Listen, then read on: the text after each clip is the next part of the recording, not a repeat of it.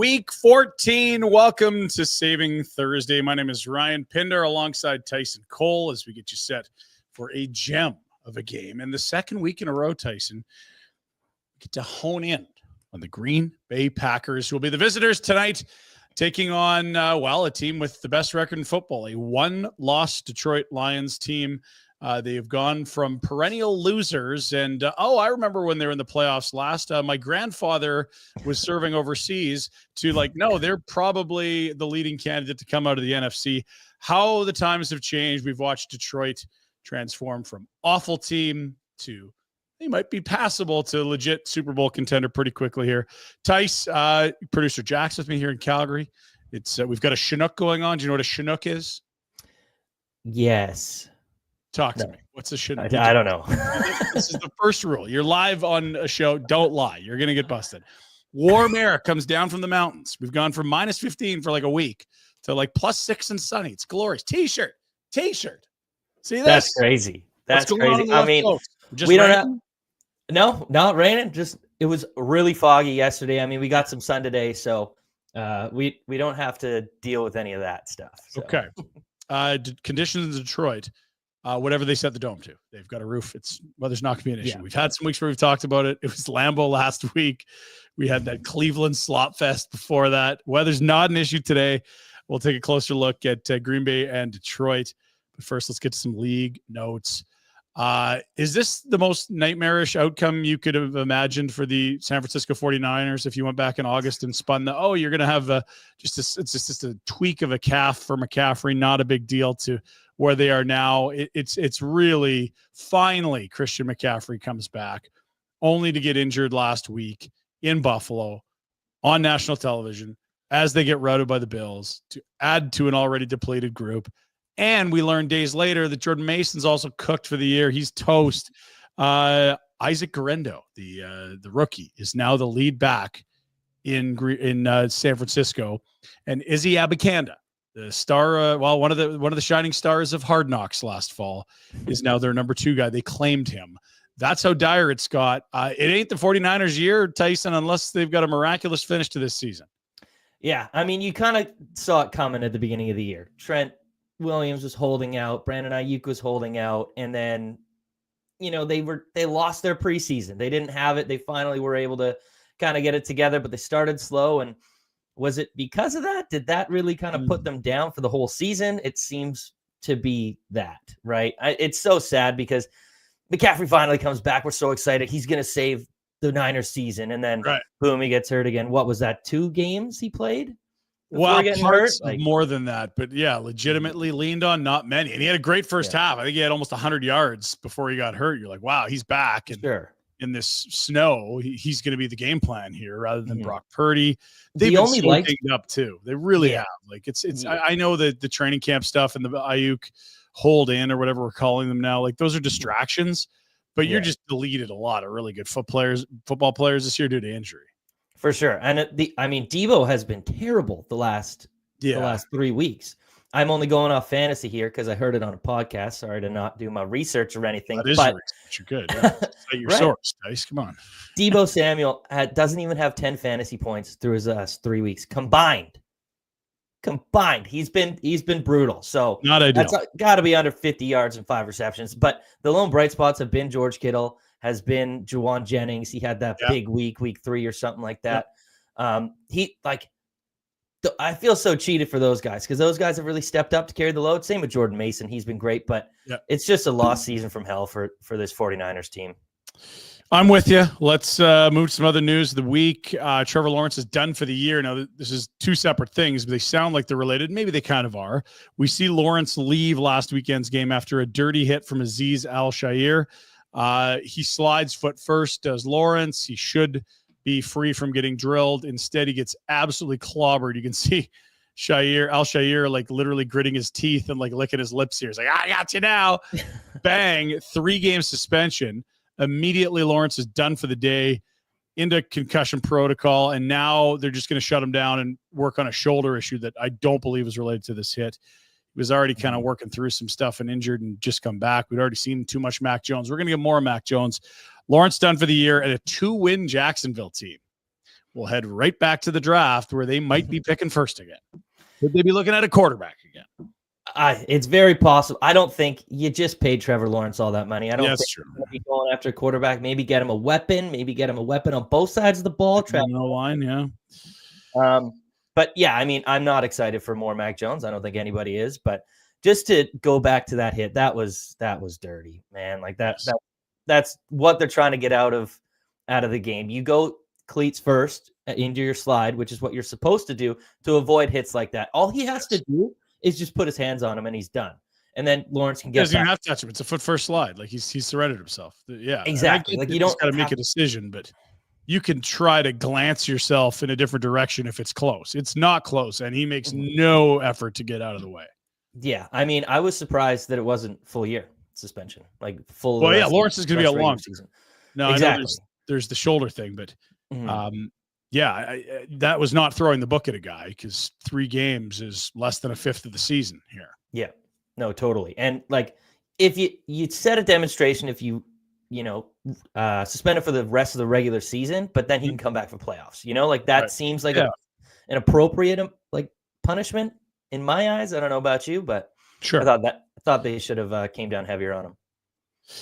Some other notes we'll get to. Matt Eberflus did get asked after. It was funny because we were live last week. It was Thanksgiving Thursday, so we had the Detroit-Chicago was just wrapping up when we got live on air. And then we, as the show was going, we saw kickoff in the second game, which was Dallas against the Giants. And then we would talk basically exclusively on the show about Miami going into Lambeau. And we're like, oh, geez, that's weird because they were just in field goal range. Like, what happened? How did they lose that? Chicago got back in it. Like, oh, Detroit wins again. Okay, I guess. The more we looked at that, and I think we ended the show by watching what happened, the more we realized how absolutely insane it was that not only did they not win or even tie, they didn't even get a field goal attempt. Check out this stat that was dug up in the days following. There's been 1,500 prior instances of a team snapping the ball inside the 30 where a team is lost by 1 to 3 points, getting a snap inside the 30, running a play in there. They out of those 1,501 times, it was the 1,501st last Thursday. That was the only one out of the prior 1,500 had never happened where they didn't even get the field goal unit out, and they didn't use their timeouts. What are we doing, Matt? You literally wrote your own pink slip, bud. Like 1 out of 100, you're like, oh, geez, we're just unlucky. 1 out of 1,501, you're just stupid. Like that's idiotic. Yeah, I mean, if you're not going to get fired for something like that, like. I don't know what you're doing with the. You better be 12 too, like something like that. Like it's absolutely unbelievable. I don't know what they were doing. It was 36 seconds from when Caleb Williams was down, and then they didn't run a play till I think it was 6 seconds left. Like you just burned 30 seconds, and now you're walking home with a timeout. You can't take it to this week. What are you doing? Inside field goal range to tie. Like what are we doing, fellas? Against the best team in the NFL. Pass. Yes. Come on. I'm happy he's gone. I think it's probably, the Bears, everyone's like, oh, geez, tough year. They picked first overall. Yeah. I don't know why anyone thought they were going to have a good year. Like, yes, they've got some nice pieces, but this is clearly a flawed roster and a team that was so bad. They got the right to select Caleb Williams, and I think they'll have a better coach now. He's shown some progression this year. Maybe you don't keep all those receivers. We'll see, but, it's not a bad defense. They'll be better because of this. I know the Bears, the expectations never really made sense to me. Why would people think they're good? I don't good know. Players, but they were dead last year. Actually, it was Carolina's pick that was dead last. They were 9th. They had the 9th. Oh, that's thank you. Yeah. So a bad team, to my point. Yeah. Still a bad team. I mean, if you're picking in the top 10, right? But I guess it's still hard. Like, I don't know why everyone was expecting them to be able to compete for the division. I mean, look at the other teams in the division. Maybe I can understand about the Vikings because we didn't really see what they've become this year before the season started. But it's still hard. Like you see Caleb Williams coming in. Like, yes, he probably has the best surrounding cast that anyone's ever had coming into his rookie year. Sure. So you'll pump him up for that. But it's also a brand new Keenan Allen to this roster. Brand new Rome Odunze, brand new running back in DeAndre Swift. Like they haven't clicked yet. They haven't seen any like NFL action yet. So to expect that they were going to really perform right away was a pretty big stretch. Yeah. Okay.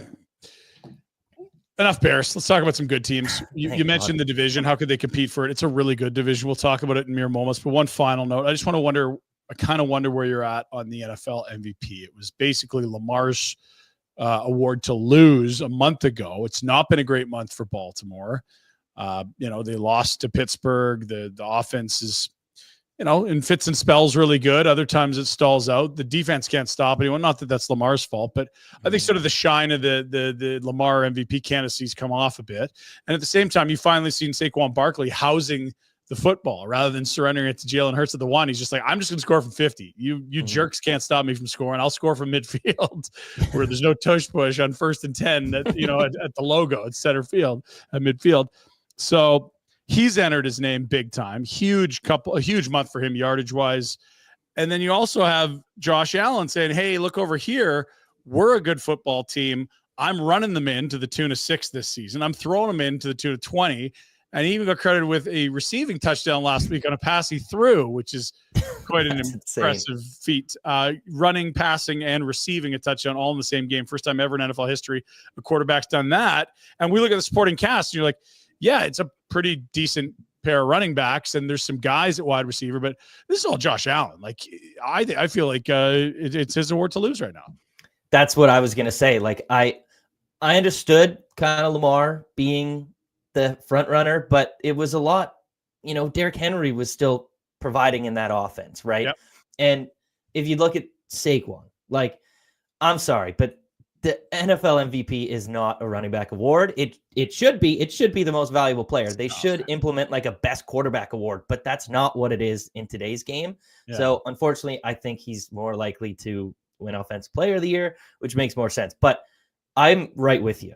Josh Allen, I think, should win because coming into the year, his receiving core was a rookie Keon Coleman, 2nd-round pick, and Khalil Shakir, who looked decent last year, but wasn't unknown, relative unknown. Unknown. Like he's played great. And then Curtis Samuel coming over, who's never been like a, mainstay in an offense, like a focal point, and Mac Hollins and MVS. Like that supporting cast is terrible. So to see what he's been able to do, especially now that Amari Cooper's over, Amari Cooper hasn't really done anything except pitch his own Josh Allen's pass back to him for a touchdown, right? You got credit for 1 yard receiving on that play. I feel like he could have got more. That was a very smart play. For sure. But everyone was down on the Bills, right? There were people picking the Jets to win the division, people picking the Dolphins to win the division, and it's still Josh Allen's division. He's running it. He hasn't won an MVP despite playing like an NFL MVP candidate for the past few years. So I think it's his year for sure. I was looking back. We all have outed ourselves as fans of certain teams. You're a Broncos guy. We got producer Jack's a Steelers guy. I'm a Chargers guy. I would remember the 2006 season for LaDainian Tomlinson, where he ran for like 29, threw for 2, and caught 1. Like it was 32 total touchdowns. Like he won the MVP. But it's like it's so hard for a running back to do it, and it's not fair. But it just is that way. It's kind of like goalies winning the Hart in the NHL, and you don't always have to compare sports, but it's just, it seems stacked against them because what more could Saquon do here? Like he's been dominant this season. I think he's totally revitalized GM's enthusiasm on running backs. Normally it's just like draft them, don't pay them, draft another one, don't pay them, draft another one, don't pay them. Saquon's been a really, really, really efficient use of the Eagles' money. For sure. And I just kind of want to ask you this question. He's at 1499 rushing yards on the season. Yeah, 11 touchdowns, 2 through receiving, and 267 receiving. So you're looking at already flirting with 1,800 yards almost. Yeah, so he's going to hit 2K. If he hits 2K rushing yards, breaks the record. Wow. Does that not warrant an MVP? Is that CJ 2K? Is that your record? I don't know who. Eric Dickerson, maybe? Oh, yeah. That's a good question. True, yeah. Well, and there's 17 games now too. That I know the historians are gonna. Yeah, I really NFL did just like whatever makes money. We don't care about comparing eras. Like, I think the 72 Dolphins are 14-0 or 12-0 or something. You're like, what are we talking about? Dickerson 2,105. Wow, he's got a chance at it. I'd want to look at that Eagles schedule, but I'll tell you what, Baltimore was good against the run. He went right through them like a hot knife through butter. Yeah, I want to say this week. This is a little bit of fast forwarding to Saving Sunday. Okay, good. But Saquon Barkley and the Eagles play the Carolina Panthers, who have the worst run defense in the Oh, entire NFL. They Oh, allow babe. 129 rushing yards per game. Whose line is it anyway? Guess what Saquon Barkley's line is? Okay, so Carolina's allowing 129 a game. 129 a game. And he's basically hit 100 yards rushing most games this year. I'm going to say his line's 125. Oh, a little under. That's a monster number. I'm hitting over no matter what it is. Like 113.5. Jeez. That's crazy. Huh. I mean, it's great matchup, and it's Saquon. Look what he's doing against tough matchups. I don't see Carolina ahead where Philly's going to have to pass the ball. For sure. So, okay. That's a great teaser for Saving Sunday. Let's get back to the task at hand today. We're teeing up Green Bay and Detroit. Let's first look at the standings in the NFC North, or the NFC Norris division, as Chris Berman used to call it, a Monday night prime time. This is a very good division. It is the best division in football. You will likely send 3 teams to the playoffs here. And here's the thing. If you're 11-1, like, the Chiefs, I think, are a 1-loss team, you could probably kick your feet up and you've got home field and a division sorted. Not here. Detroit could still finish 3rd in this division. If the Green Bay Packers get a win today against them, they'll have split the season series and be within a game. Like this is an incredible division. Minnesota, that hot start, and then they'll come back to earth. They're 10-2, and they all play each other. You got Green Bay at Minnesota, week 16, or week 17, and week 18, Detroit will host Minnesota, and this is the second meeting between these two clubs. This division is not sewn up at all. Yes, Detroit has an edge here, but goodness, like it is not over at all because they play each other and it's this tight. This is crazy. You'd figure 11-1 record. You've got to lock up the division pretty much, but not here. Like no, this has so much playoff implications. Tonight's game, it's a huge matchup, so I'm excited to get into it. But I mean, what can you say about Detroit? Like they've been great, they've really got to come through in these final 2 weeks, or in the final games against the Packers tonight and the Vikings, to really solidify themselves. It's crazy because don't the Chiefs have the same record as they're 1-loss teams? Yeah. So the Chiefs have already clinched. I'm pretty sure they clinched last week. Yes, they've clinched. Buffalo's clinched. They've each got their division. It's now just a matter of who's going to get the bye. And now they've both won the West and the East in the AFC. Yeah. And now the best team in the NFL, arguably, isn't even close to doing that. Could finish 3rd in their division still. That's nuts. It's crazy. We'll talk about the losses these two clubs have had, because that's normally a long list when you're heading into week 14, but it's not. Detroit's only loss week 2 against Tampa Bay, 20-16. That is ages ago. I'm looking. They're a 10-game winning streak. Mm-hmm. Yeah, that's nice.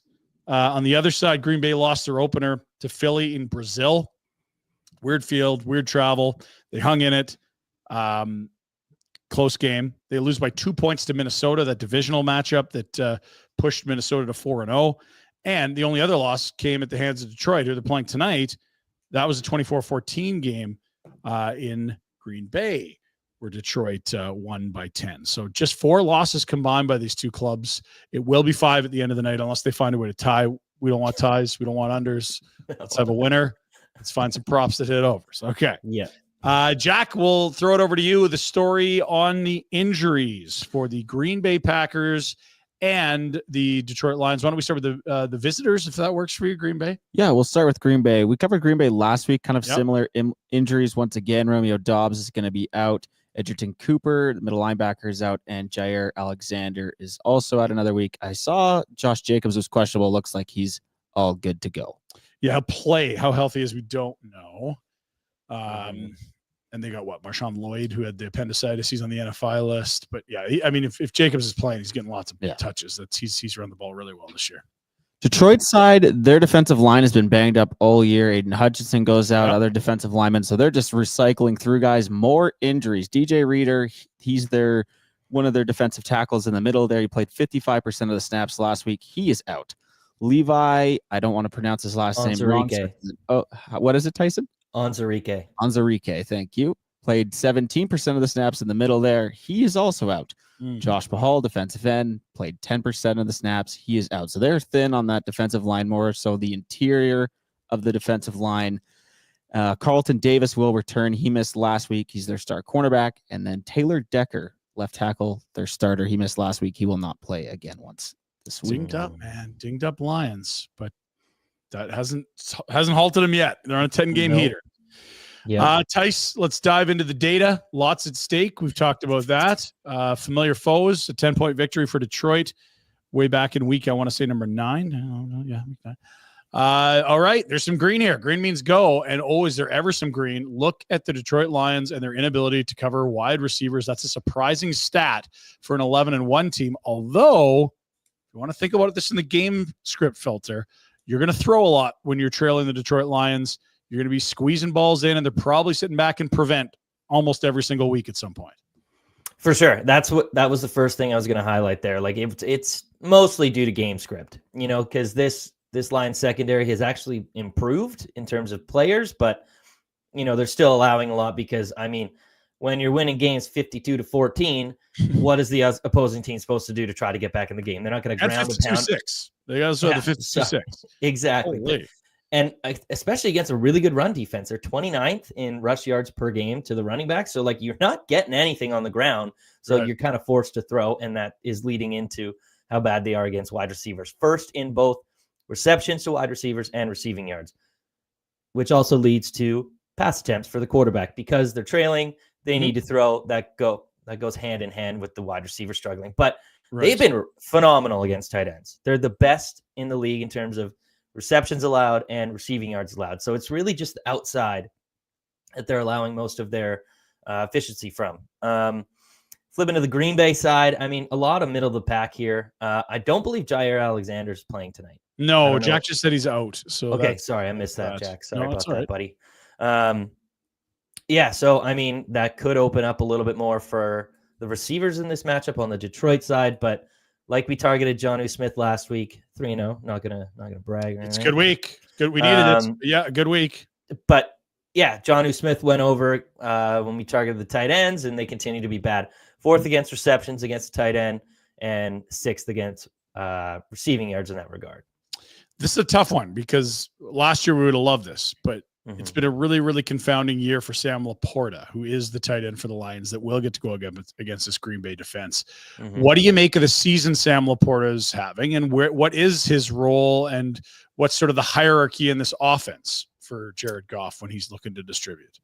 Well, I kind of look at last year and look at this year and kind of see what changed, because last year he was one of the best tight ends as a rookie. Yes, he was phenomenal. The second option outside of Amon-Ra St. Brown. He caught 10 touchdowns, over 1,000 yards. It was a phenomenal season for Laporta. But then they didn't really have Jameson Williams. He didn't really pop out. But this year, Jameson Williams is such a weapon in this offense that they're utilizing finally, right? And so I'm thinking that that's kind of taken away from Laporta. And they're different play styles, so I don't really understand how how Laporta's getting taken away from Jameson Williams' progress. But just look at his last game logs. In his last 4 games, he doesn't have more than 3 receptions in any game, and he has 1 game over 30 yards. He's just completely. And when he does go over, what is it, 60? He had a big game in there. Yeah, he had 66 against Houston. 2 games with over 50 yards. One of them, he only had 1 catch though. It's against the Cowboys. He had 1 catch for 50. I just want to ask: do any of those big games correlate to when Williams was suspended? That's a great question. At least one of them would. Not the most recent, because I think last week he had a big week and Williams was back, but that might have fallen in there. And so while we see the green, Tyson, I guess just to get back a step here and look big picture, it is a tougher bet to say, hey, I really like Sam Laporta, because he's just whatever Jared Goff's progressions are, he's not getting to Laporta before the ball's gone many times. No, definitely not. And just to answer Jack's question, so 2 games at the beginning of the year when he had the 250 receiving yards, Jameson Williams was in for that. One of them, like I said, was just the 1 catch for 52 yards. So he still wasn't really involved. It was just a long play. But his biggest game reception-wise was against the Titans. He had 6 for 48. That is when Jameson Williams was out. Yeah, so that's almost even more disappointing in a way, because it's absolutely. Even when Jameson wasn't there, okay, 1 game they got him the ball bad, but it wasn't his big yardage day. You're he just hasn't been a central part. And I get it. The way they're running the ball, Tyson, with Gibbs and with Montgomery, I get it. And Amon-Ra is a megastar. What is it, 8 weeks in a row? He had a touchdown at one point. You now have a guy that stretches the field with Amon-Ra. Like, maybe he's not a hundo or whatever, but it's just you can do so much stuff. And if he's a good blocker, he does some other things well. It doesn't need to be thrown to him for them to win. They're 11-1. It's not like they're missing his involvement. Yeah, absolutely not. And another thing is like Gibbs he was a rookie last year, right? So like getting him more acclimated into the offense, especially as a receiver, is what they've done this year. And Montgomery's been pretty good at catching the ball lately, but we'll get to that later. But the short area of the field, I mean, you have Amon-Ra there, and just because the running backs are catching the ball so well, you don't necessarily need Sam Laporta in that short area of the field anymore, right? So that's probably why we're seeing a little bit of the dip, but it also coincides with Jameson Williams. All right, well, let's get some of our bets. Let's have some fun. Let's dive into it. We immediately, when you throw up the old red light, green light map that we just saw there, I start scheming and shuffling through the Bet Victor app to see what I can find. I did like Laporta early, but the more I looked at it, the more I sort of found what you were saying, which is he just isn't central to what they do. But there's some other areas I do like, and you had noted it.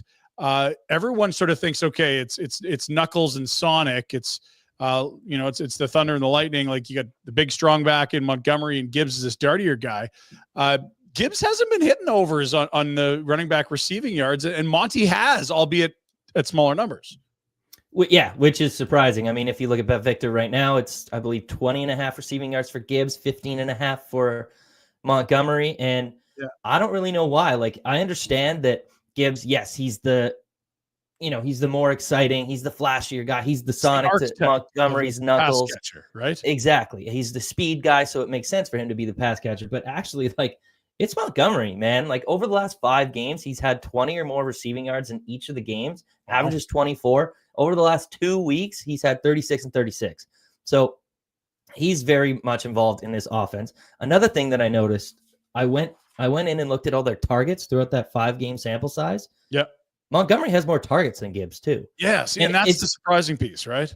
For sure. He has 15 to Gibbs is 13. So it's not that big of a difference, but when you consider that Montgomery is, when you picture him, he's the short area running back. Like, he's not the speedster, but he's not the receiving back, but he is. Like, he's still catching all these balls, and he's hitting his receptions line too. But when we just looked over there at the sheet there for the data, I believe it was 6th that Green Bay allows the 6th most receiving yards to running backs, somewhere in the 40s, 46, I want to say.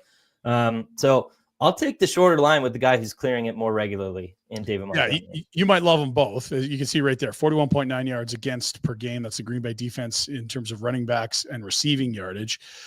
It's a top 6 opportunity for Montgomery and Gibbs. Gibbs's number is higher. We're sort of making the case maybe it shouldn't be. They could both clear it, but it seems to me, if you look at the last 5 weeks, which isn't insignificant, that's a decent sample, Montgomery's been the better guy, and he's got the lower number. That's the safer bet. So that is our first prop of the week. Montgomery over 15.5 receiving yards, minus 120, the number on Bet Victor. We love the over on Monty. I'm not afraid of laddering up either. I could see it at 30. He's cleared that twice. And if you think it's especially susceptible, Green Bay defense, you could go up from there. Whatever you want to do. Over on Bet Victor, you said they've sort of got this. Get in there and get in the lab, start cooking. See what you can cook up for the red odds. Yeah, for sure. And also, like, I think this game, we didn't really cover this yet, but in terms of like sides and totals and stuff, but I think this game's going to be closer than people think. Like, the point spread kind of reflects that. We can get to that after the prop. Yeah, sure. And that's my fault. I usually like to do that before we get into the data, but fell asleep at the wheel. We're probably talking about the brilliant decision making of Matt Eberflus, and something got into my head. I became Matt with an easy call I missed. Silly asshat. Okay, so here it is. There's your line, 3.5 points. It has been 3. You can see it moving to 3.5, and a bigger number there with Detroit. Money line shows you what you'd think. Detroit's favored. Green Bay, slight underdog. And your over-under is a big number, 51.5. So pick that thought rate back up, Tyson. 51.5 points and only a 3.5 point spread.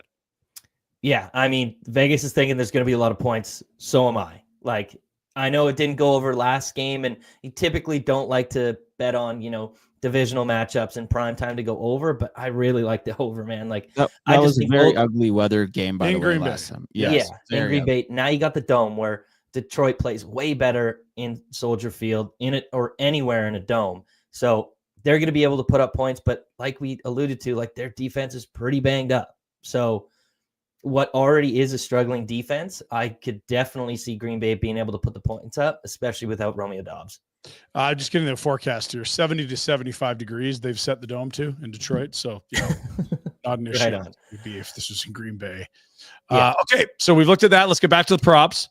You had noted that Detroit, maybe due to game script, maybe due to a bit of susceptibility, they're allowing a lot to wide receivers, which requires a quarterback to throw the football. Let's walk into our next prop. Jordan Love over 33 pass attempts, minus 115. This was my favorite square on the board tonight. We'll get to what became my favorite square on the board and as our final pick, but this number looks pretty big given how he's played recently. He hasn't really been throwing the ball. He only cleared in 1 out of his last 5 games. He averages 25.8 pass attempts per game. But that one game that he cleared over the last 5, guess who it was against? Detroit. You nailed it. He had 39 against Detroit.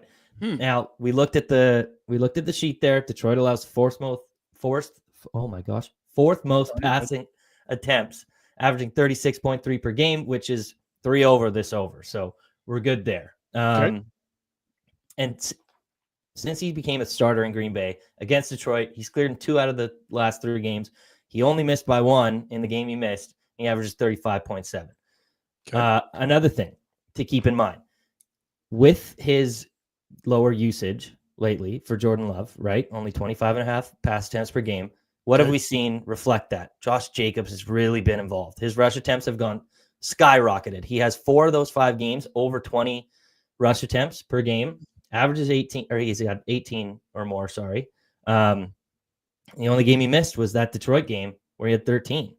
And Jacobs, like Jack alluded to earlier, he's been dealing with a calf injury. He didn't practice. He had a limited session, I think yesterday before the game, but he's coming in banged up. He might not be able to. It might be better because Onwuzurike and DJ Reader are out, so he might be better in terms of yardage. But I don't know if they're really going to have to use him as much as they want to because they might be down. High-scoring affair, might need to throw a lot with Jordan Love, especially against this Detroit run defense, who allow the fewest rush attempts per game and the 4th fewest rushing yards. Yeah, you know what? It's funny because I like the setup. We don't want Green Bay to get a big lead early. And that hasn't really been an issue for Detroit. I mean, I guess the one game where Goff threw 5 picks, they had to rally and come back. But generally speaking, they're throttling teams and, 42 points for, 47 points for, 52 points for, 52 points for. High 20s seems to be like more like that's just what they do every week. Yeah. So if you're going to be trading touchdowns, it's not going to be these slow grinding, eat the clock drives with 15 handoffs. That's what Green Bay wants, though. It is what they want, but can they dictate against Detroit will be the question. Yeah. I mean, what also I'm paint is a fearful situation is if Green Bay gets a lead, you're right, Jack. That's what they're going to want to do. But look at the point spread in this game, 3.5. Like Detroit's usually at a higher number. Granted, I know the Packers are a good team, but Vegas is expecting it to be close too. So kind of got to play into that. And I just feel like this line's a little low. 39 for Caleb Williams last week. Jordan Love at 39, 38 for Mason Rudolph against the Titans. Like they've been scoring over this number a lot. Okay, final prop of the week. We saw that bright green, and it might not be comfy, and maybe it's a game script. It's sweat till the end. Maybe it's not. Maybe Green Bay is just real good and does things on their terms today. But you're going to go, if you go back to the data, attack that bright green first, which is yards allowed by this Detroit defense to wide receivers and receptions allowed by this Detroit defense to receivers. It is the best environment to catch a ball. You might be down 25, but the opponents sling it against the Lions. For sure. And that would, if they throw it for that many times, I mean, Jordan Love's going to hit, right? So, Christian Watson over 48.5 receiving yards. Now, I know it's kind of ugly. He's only cleared in 4 out of 11 games this season, but when he hits this line, he explodes. He's got 60-plus yards in every single game that he's cleared this season. Against Detroit, who we've just talked about, have the worst matchup for wide receivers, or I guess best you could say. He's cleared in 2 out of his last 4 games, but those both games that he cleared, over 90 receiving yards. What I looked at, the Lions run the most man coverage in the entire league, 45% of the time. Watson has the highest PFF grade of any Packers wide receiver outside of Malik Heath. Who cares about that? He's caught 9 of 18 balls, 152 receiving yards, which is at 16.9 yards per reception. But he has the highest ADOT against man coverage, which you should expect for a burner like him, 19.6. But also, Detroit? Yes, sorry. Detroit allows the 3rd highest ADOT to outside wide receivers at, I didn't write it down, and the 3rd highest yards per reception. So, I mean, it just plays into a game with Christian Watson, finding the deep ball, especially if they're trailing and down. But another thing I found, without Romeo Doubs, Christian Watson's great. Last week, he had 67 receiving yards, and in, I believe it was 5 games over the last 2 seasons, he's cleared in 3 out of 5, but the only 2 misses he literally had 48 in both of them. So he missed by 1 yard.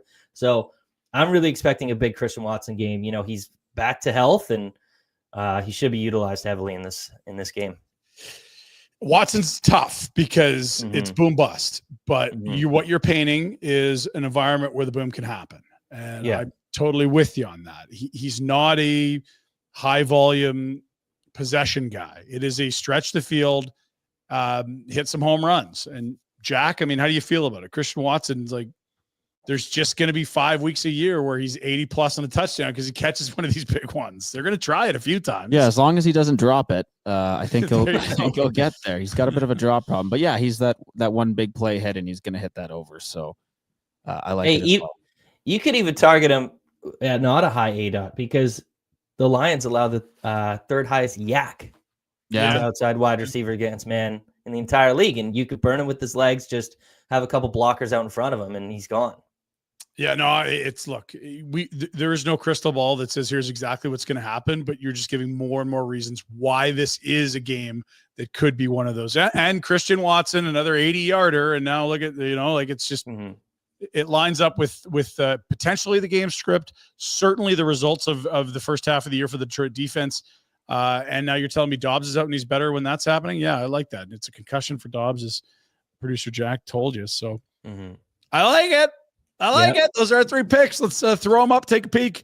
David Montgomery, over 15.5 receiving yards, -120. Jordan Love, over 33 pass attempts, -115.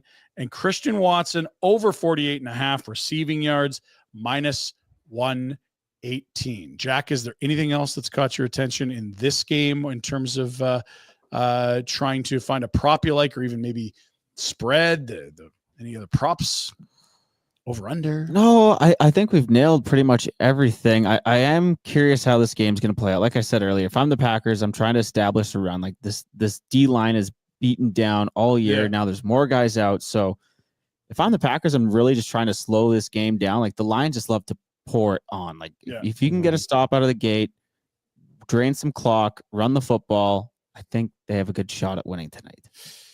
I'm with you in terms of that. That's what Green Bay will want to do. As for Detroit, well, just keep doing what you're doing. You're 11-1, and you beat this team by 10 in their building when you met a month and a half ago, whatever it is. So should be a fun one on tap tonight. Look, they each have 3 divisional games left. They each play Minnesota and Chicago once more. And of course, the game tonight is the finale. Green Bay would love a split in the season series in Detroit. If you can win this one, well, you've probably turned it into a 2-horse race in the NFC North, which doesn't sound like an accomplishment, but we showed you the records. 11-1, 10-2, 9-3, best division in football. Let's get Savvy. Sorry, go ahead. They'd be 3 games ahead of the Packers. You would drop tonight. You would drop the Packers to a 4-loss team, so you'd be 3 games ahead, but own the tiebreak, which is essentially a 4th game. So you'd be 4 games up with 4 to play. Like, see ya. So you'd have to completely lose out. Yeah, and the Vikings can still get them, and they play the Vikings one more time. But life gets a lot easier for the Lions if you win this needless to say, it gets a lot harder if they can't pull it out. Fellas, what are you looking at on the weekend? What's saving your Sunday as we take an eye towards the final week of buys, week 14? Your Denver Broncos are off. Baltimore's off. Houston's off. Indy, New England, and Washington also getting a breather. We'll start with you, Tyson. What's saving Sunday? Ooh, I got a good one, I think. I'm excited for this Falcons-Vikings game. Really? Kind of. Falcons have been pissing us off for a month. What are you? They've been brutal, but Kirk Cousins revenge game. Okay, there it is. There's the storyline. I'm in. Yeah, you got to always think about that, right? The returning to Minnesota, where he played for several years, and he was phenomenal. Now, lately, he's been bad, but that's just an extra little kick in the ass for him to be able to be like, okay, I got to kick it into gear here. We could lose out on the division if I don't perform well, and maybe he can't. And this Vikings pass defense, like we kind of talked about game script for Detroit, it's also fairly poor. They get passed on a lot, which has led to a lot of receivers performing well. Darnell Mooney's had a bad stretch of a couple games here. So I'm really excited for the Falcons. Maybe they were able to squeak one out. I know we just talked about how good the Vikings are, but I love a revenge narrative and things like that. So I'm really looking forward to that game. Jack, do you stay with your favorite team, the Steelers, or do you go elsewhere for saving? I was going revenge. I was going with that Atlanta Min game because I can't do the Browns Steelers again. Last time, complete disaster. I'm so sick of Winston, even though I love it when he loses. I'm not looking forward to that game at all. It's going to be another back and forth kind of crappy football game, but I am interested to see how this NFC South plays out. Yeah, Tampa's coming, right? Because and we talked about it. Like Tampa got all those injuries that one week we covered the game, and they seemed dead almost. And now they've won 2 in a row. They barely beat the Panthers in overtime. So I'm interested to see Atlanta traveling to Minnie, and then the Bucks are at home against the Raiders. They should be able to pull that off. Raiders are on their third quarterback. It's back to Aiden O'Connell. Farva from Super Troopers is serving up meatballs in the secondary for them. Tampa's favored by 6.5 at home there, and they got Mike Evans back. That helps so much. It was basically K-Dot and some guys for a while there, and give credit to the running backs and Baker Mayfield. They hung in, but I feel like it's their division to lose. I'm not really interested in what the standings are showing me right now. Atlanta's been no good. Yeah, both sitting at 6-6 right now, and they've played each other twice. So. Okay, I got an upset special for you, fellas. Before we get to my game, which you'll be clear immediately, I want you to say frauds or not frauds. We did this on another show Jack and I work on. The Kansas City Chiefs, legit Super Bowl contenders or frauds? Where are you at, Tyson? That's such a tough one because they're not convincing wins, but they keep winning. We block a field goal against Denver, and Carolina kept it close, and there's some dusty teams. Not to say that those two are Denver's not. I mean, Carolina is. They are not decisive at all. They've covered 4 times. Mm-hmm. They're 11-1 in 12 games. They've covered 4 times. Yeah, I mean, so I'm in the frauds category. It doesn't mean they can't be contenders because they do have Mahomes, but I just think there's only so many horseshoes you can hang before they start falling out. If you know what I mean. Jack, frauds or not frauds? I'm going to say frauds just because I'm starting to hate them. They feel like the Patriots to me now, though. They really so do. they're probably not frauds. Like they're going to be there. So it's spite that we really, that's what we share with our feelings about the Chiefs. I'll say not frauds just to play devil's advocate. Okay. Well, my Chargers are starting to play some really good defense. Kansas City's not run away from anyone. Mm-hmm. And I'm a little worried about Gus Edwards running the ball, but this is the Justin Herbert chance. The Chiefs have won 1 million in a row in the division. That doesn't last forever. I don't think they're as good as their record. They do have Mahomes and they play defense. I wouldn't be surprised if the Chargers pulling off this weekend. So I agree with that, but in terms of come playoff time, I don't think they're frauds because and I wouldn't. You haven't beat them in the playoffs either. That's a good point. You haven't been able. Nobody's been able to beat them in the playoffs for the last 2 seasons. I'm just gonna side with that. I know that this is probably the worst that they've ever looked. But until I see it, I'm going to continue. I feel like we say that every year. Like, this is the worst they've looked, and they just get worse. But it's different. They keep getting worse. Here's why it's different. Last year, they had an incredibly young defense that wasn't good at the start of the year. They got better and better and better. And by the time the players, that defense was phenomenal. It's a very good defense. It's just baffling. And maybe it isn't baffling this year because they've lost so many guys to injuries. Like, you lose Rashee Rice early. You bring in Juju or whatever, like all these, it's retreadville and everyone's gotten hurt. They lose Pacheco. It's just not a dynamic offense at all. And the defense has kept them in it. Mahomes is pedestrian numbers, but if you give him the ball with 2.5 minutes left, he's going to score if he needs to. So yeah, they're certainly a good team, but I don't think they're one loss good. They've just absolutely lucked their way into way too many wins here. The last 2 they should have lost. Yes. Yeah. And so I think they finally get what they deserve this weekend. I'm calling the Chargers upset, or at least take the points. Which is crazy to say that the last 2 games they should have lost, which are against what? Oh, I guess 3 you should say, because it was the Broncos, the Raiders, and the Carolina? Panthers. Yeah, you're right. Yeah. Going into the beginning of the year, if you were to tell me that the Chiefs would almost lose to those 3 teams, I wouldn't believe you. Yeah, I know. And they didn't. That's though. crazy. They won them all, didn't they? So I have 3 answers to your question. This week, I think they're frauds. This season, I think they're frauds, according to their 11-1 record. In the playoffs, they're not frauds. Yeah, I'd agree with that. Very complicated answer that I do agree with, Tyson. I appreciate that. Other things to watch for, you noted that Saquon against the worst rush defense in the league. That rushing line might be infinity, and I'd take the over. I'm excited for that bet. Ladder it up to $1 billion. And then also Josh Allen, he'll continue his MVP chase in a dome against the Rams. Stafford and the Rams have a lot to play for. That could be a sneaky fun game because in the elements, the Bills put up some points. Never mind in a dome in LA. Yeah. Should be a fun weekend. Should be good. Another one to really keep an eye out just for standings. Go ahead. Yeah. Seahawks, Cardinals. Yeah, that division's still up for grabs. And so the Rams game is important for that reason. Yeah, that's going to be the winner should have first seed in the division there. And the Cardinals are home now, could get their redemption against them when they lost 16-3 a couple weeks ago. They haven't looked good, but again, they're in it and they're at home here. So crazy things could happen. I mean, just a 1-point loss last week against the Vikings, who we were just talking. They're so good. True. So. Yeah. Okay. Finally, Jack, you could tell in his voice. There's been very, very confident moments around the Steelers, and there's been a little bit of apprehension. He does not like this Browns matchup, even if it is in Pittsburgh. I think you think your club probably could win, but you don't like this matchup. Is that fair? Yeah, I don't. Not as much as this. What's the spread? 6.5. Oh, it's a lot of points. Yeah, I sort of thought it would come out around that feels 3. too much. I thought I guessed 3.5. Yeah, I did too. I don't know. And these divisional games can go either way, right? Like we've already seen it this year. Pittsburgh's clearly the better team, but Winston could also go out and throw 400 yards, 5 touchdowns, and do crazy, crazy stuff. So I don't know. It's a very tough schedule because after this Browns game, they have the Eagles, Chiefs, and Ravens. 3 games within 10 days, I believe, because that Christmas game is on a Wednesday. So this is the one where I like, okay, please just win. And then if we lose 2 the next 3, whatever.